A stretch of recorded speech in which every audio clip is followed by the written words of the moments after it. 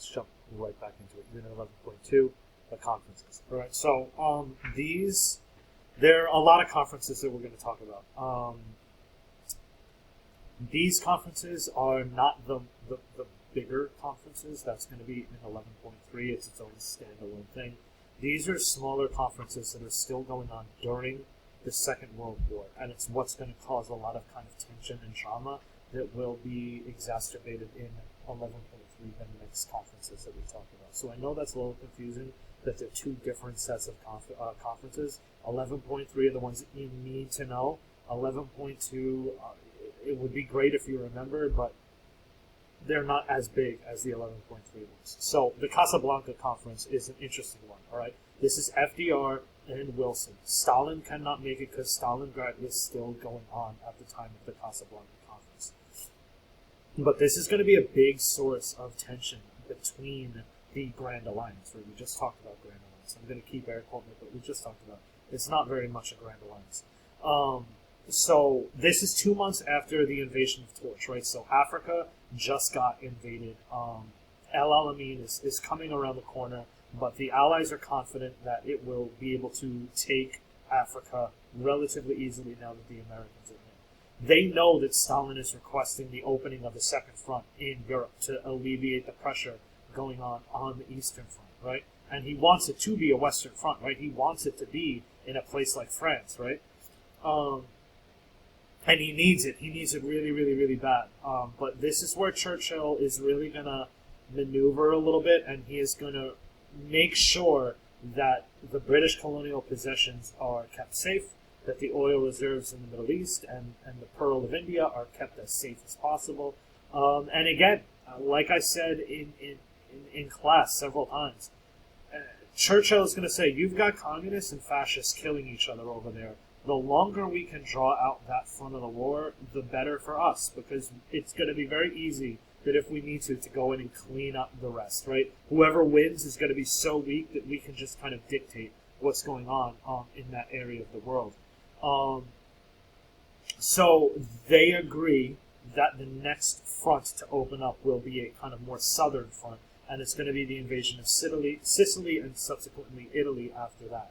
This is not at all what Stalin wanted, but again, he's not really present to push his agenda. This shows the kind of bias, right? This shows that Britain is it cares more about her territory than coming to the aid of its ally. And America is just kind of following at this point. And then this is a big one. Unconditional surrenders are agreed upon.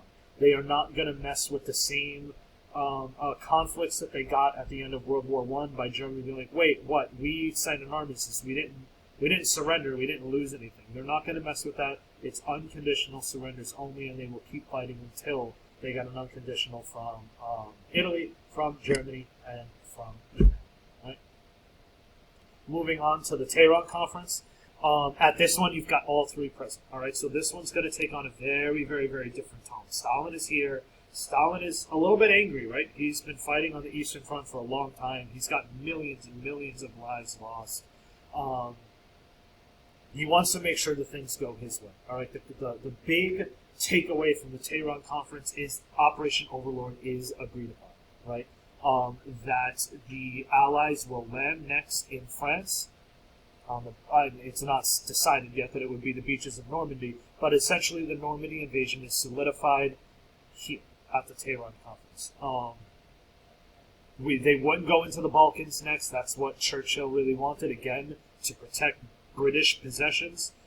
They're going to come into France. Stalin kind of gets his way here. They named Dwight D. Eisenhower the Supreme Allied Commander, and he has to plan the invasion of France.